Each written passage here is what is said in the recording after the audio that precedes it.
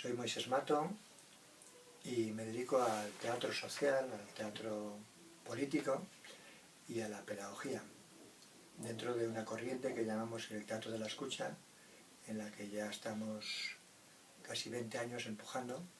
y en la que desarrollamos toda nuestra actividad profesional. Y desde ahí abrimos campos también a la pedagogía y a otras disciplinas como puede ser la antropología, la filosofía. Soy padre de familia y una persona que busca comprometerse con el mundo que le ha tocado vivir. El teatro de la escucha nace casi hace 20 años, en un momento en el que había una lógica social muy vinculada a las organizaciones estas que llamamos ONGs y a grupos sociales de ese tipo, donde el teatro de alguna forma se estaba poniendo de moda como un instrumento de sensibilización social. Y el teatro de la escucha nace al darnos cuenta de que las herramientas que en ese momento se estaban utilizando en Europa y en algunos puntos del mundo normalmente tenían un sentido más bien publicitario y un perfil más de acompañar otro tipo de acciones. Y nosotros creíamos que no, que el teatro tenía que tener una identidad como proceso de comunicación global que incluía cuerpo, mente, que incluía análisis político y que contenía también la acción. Pensábamos que tenía que tener una identidad mucho mayor, ¿no? Y la verdad es que probando, fuimos encontrando que efectivamente era posible un tipo de teatro que fuera capaz de escrutar cómo estaba siendo la realidad en ese momento, por lo tanto avanzar en análisis, y también un tipo de persona que encarnara ese teatro, un tipo de actriz, de actor, y fuimos encontrando el teatro de la escucha. Un teatro que respondiera al momento en el que estamos, que fundamentalmente se caracteriza por dos cosas. Una, la violencia estructural, y dos, la manipulación de la conciencia. Y era necesario afrontar esos dos problemas globales y desde ahí ya poder entrar en cualquier otro tema. En este momento existe la sala Metáforas, que se constituye como un laboratorio de experimentación y a la vez como escuela, y a partir de ahí pues han ido surgiendo hasta 14 sistemas diferentes de trabajo, que algunos tienen una gran trayectoria en la historia, porque vienen de otros sistemas de teatro social, como puede ser el teatro de la oprimido, y otros los hemos ido desarrollando a partir de la investigación de lo que ha sido la historia de muchos movimientos de liberación no violento, que en su propia praxis encontraron elementos que nos han parecido fundamentales y cuya eficacia comunicativa es muy fecunda y muy interesante, y lo hemos ido incorporando. Ahora mismo, en la sala Metáforas se han ido formando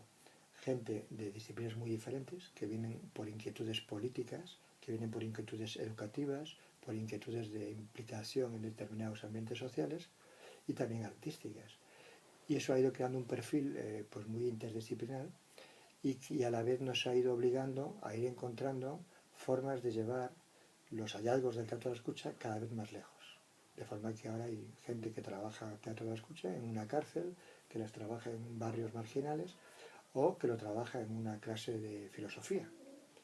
o que está a partir de ahí diseñando cómo trabajar un proyecto frente a las leyes, ¿no? Entonces digamos que el teatro de la escucha, como su nombre indica, lo que hace es ayudarnos a escuchar con todo el cuerpo, con toda la mente, con todo el espíritu, organiza esa escucha hacia un proceso comunicativo que claramente está teniendo posibilidades enormes en cualquier campo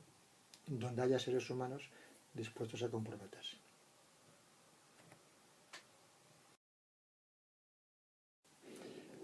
Nos encontrábamos en un momento donde una serie de pedagogos y artistas y antropólogos y educadores,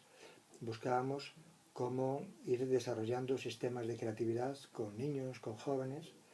y ahí pues fuimos avanzando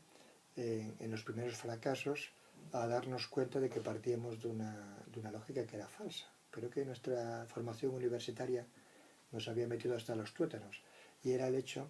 de que los niños ya tenían una gran creatividad y que se trataba de potenciarla. Y nosotros nos dimos cuenta que no, que a poco que analizáramos en un contexto mayor. El problema, los niños y los jóvenes, desde temprana edad, están sometidos a una agresión muy fuerte a su propia creatividad, que tiene influencia fuerte en su desarrollo de la libertad y de la responsabilidad. y veíamos como no, que todos acababan diciendo las mismas cosas, pensando las mismas cosas, y cuando investigábamos por qué, veíamos que eran siempre referentes de publicidad, referentes de modas, etcétera, que estaban, o de juguetes o de maquinitas, que estaban condicionando claramente su creatividad. Por tanto, nace el baúl mágico y nace la puerta azul como dos sistemas,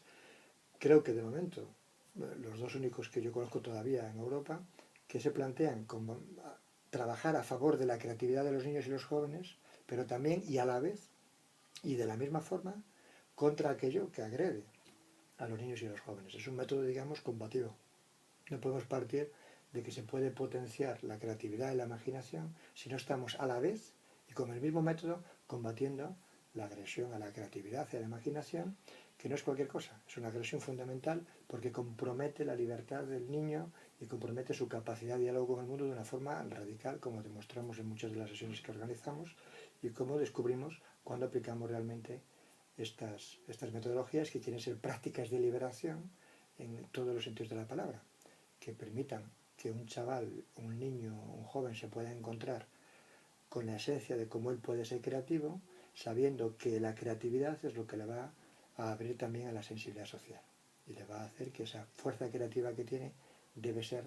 motor de transformación social, motor de implicación en la realidad y por tanto también motor de descubrimiento de su propia vocación.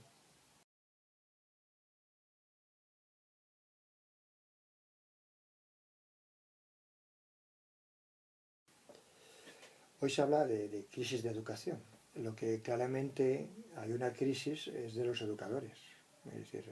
faltan educadores que entiendan la educación como un deporte de riesgo en el que uno empeña su vida y que se la tiene que jugar. Yo creo que ese es el gran defecto. Desde que te lo escucha, al tener que implicar cuerpo, mente, espíritu, al tener que ir a implicar al sujeto, pero también al colectivo, y trabajar juntos y tener que lo personal y las circunstancias del chaval, a la vez que la situación política y el contexto en el que se vive, hemos ido descubriendo que es que la educación tiene todas esas variables, que no puedes educar personas sin tener en cuenta su contexto, que no puedes educar desde un aspecto concreto prescindiendo de los otros. La educación es una tarea global. Por tanto, el gran problema ahora mismo que yo creo que tiene la educación es la falta de educadores entusiastas, capaces de trabajar en la interdisciplinaridad, capaces de trabajar en equipo y capaces de aglutinar a las personas concretas, las relaciones entre ellas y el contexto en el que están.